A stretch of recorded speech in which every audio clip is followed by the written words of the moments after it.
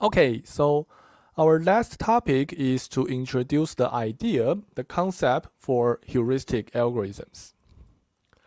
So our knapsack example is a very good one for us to illustrate the idea. So we all know that we have a knapsack capacity 11 kilograms. We have 5 items to select from, and we have this formulation as an integer program. So all these are not new. And then we also know that we are able to find an optimal solution, which is 10101. This gives us an objective value, which is 9. Okay, so these are all something that is not new. So the thing is that actually the knapsack problem is the so-called NP-hard problem. So if you are not so familiar with this idea of NP-hardness, that's also fine. Just try to be convinced by me that most researchers in the world, they believe that there's no efficient way to solve the knapsack problem and find an optimal solution. So there's no efficient exact algorithm. What does that mean? So first, an exact algorithm solves for an optimal solution. If you want to find an optimal solution, in this case, no one has found a polynomial time algorithm. No one has found a quick enough algorithm that can be applied to any knapsack problem. As long as you have millions of variables, thousands of constraints, for knapsack you only have one constraint.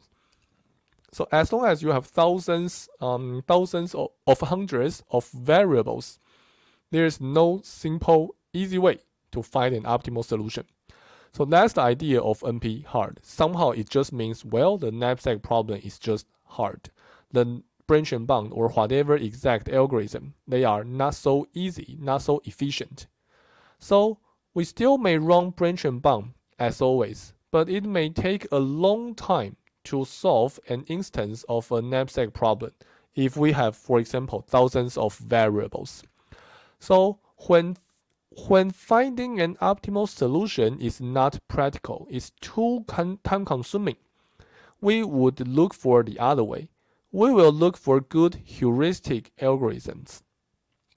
So a heuristic algorithm is going to report a solution in a very short time, and at least it should be in a polynomial time. Okay, so using the big O notation, it may be n squared m, for example. It may be n squared log n, for example, and so on and so on. Somehow it must be at least a polynomial time. And then the reported solution, hopefully, is near optimal.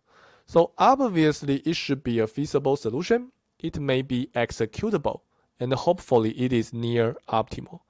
So if we want to explain this idea with some visualization, it may be the following. So pretty much when we are talking about solutions, we are talking about optimal solution or near optimal solutions. That corresponds to the idea of heuristic algorithms and exact algorithms. So suppose we are comparing exact algorithms and heuristic algorithms. Suppose we try to compare about solution quality, okay? Then if this is a maximization problem, then of course for exact algorithm, it is going to reach an optimal solution, and for the heuristic algorithm, probably it cannot. But the gap should not be too far from each other. If the exact algorithm can get you an optimal solution, which objective value is 100, the heuristic algorithm probably gives you 95, 92, 88, something like that. But if you talk about the solution time or computation time, the heuristic algorithm typically is very quick, while the exact algorithm may take such a long time. Okay? So somehow the heuristic algorithm is to try to sacrifice a little bit on the objective value to save you a lot of time. That's the idea of heuristic algorithm. So coming back to knapsack, we now gives you a very intuitive greedy algorithm that actually you already see. So we first sort all the items according to their value to weight ratio, from large to small. And then along the order, try to put each item into the knapsack one by one. Whenever it is possible, and don't forget, now this is an integer program. So possible means we may take 100% of that item. When this is possible, take that item. Otherwise, throw it away and consider the next one. Now you really need to consider the next one, because whenever one item is too large to be put with the residual capacity, the next item may be smaller and can be put into the knapsack. So you really need to try each one by one until all items are tried once, or until it happens that all the capacity has been used out. So recall our example. To take the order is going to be 3, 4, 5, 2, and 1. And then we're going to try item 3, item 4, item 5, and then we still have a few limited capacity. It's not going to be enough for items 1 and 2. So the reported solution would be 0, 0, 1, 1, 1. So the solution here is not 0, 0.6, 1, 1, 1. It's not, because this is not an integer solution. We are trying to solve this integer program. We need to find an integer solution. And in this case, 0, 0, 1, 1, 1 is a feasible solution. That gives us an objective value, which is 8. So when we write ALG as the superscript, that means we are getting this according to an algorithm. When we have ZALG, that means the objective value obtained by the heuristic algorithm. Okay, so this gives us a concrete example of a greedy algorithm, which is a heuristic for the knapsack problem.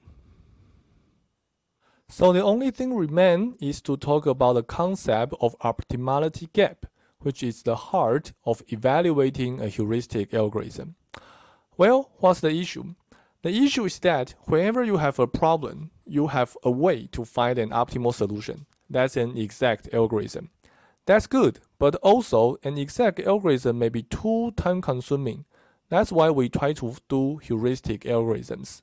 But heuristic algorithm does not guarantee anything. So you may propose your heuristic algorithm, I may propose my heuristic algorithms, and there can be all kinds of hundreds of different heuristic algorithms. Somehow we need to evaluate which one is better, right? So the most intuitive way is to check their objective values.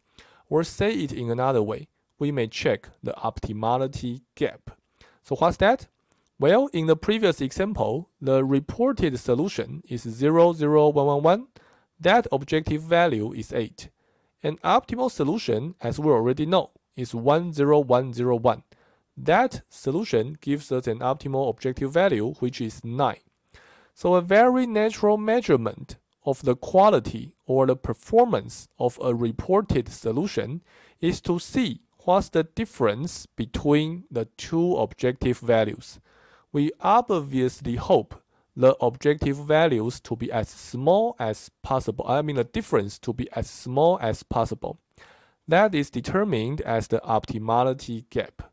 So in this particular case, we may have an absolute error or a relative error.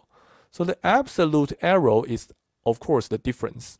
And in this case, because this is a maximization problem, we're going to use the larger value, which is z star, to deal with, to subtract this ZALG. Okay, the larger one is here and the lower one is there. So if we subtract ZALG from z star, we're going to get 1, right? 9 minus 8 is 1. So that absolute error is 1. Okay, we're not going to use ZALG to minus z star. That does not make sense. And then if you put this as the numerator and the original z star as the denominator, you're going to get the percentage error. In this case, it's going to be 1 over 11, and 1 over 9. So that's exactly 11%, 11.1%. Okay, so that's very good. And now we know how to measure the difference between one solution and an optimal solution. So that's good. Note that when we are doing the optimality gap definition, if this is a minimization problem, or suppose we are dealing a minimization problem, we're going to use ZALG to minus Z star. That's how we get a positive absolute error. And also, we're going to use that as the numerator and use again Z star as the denominator to deal with that percentage error. So that's how we get the definitions for minimization problem. So we don't need to say whether you have a large objective value or small objective value. All we want is to have small optimality gap.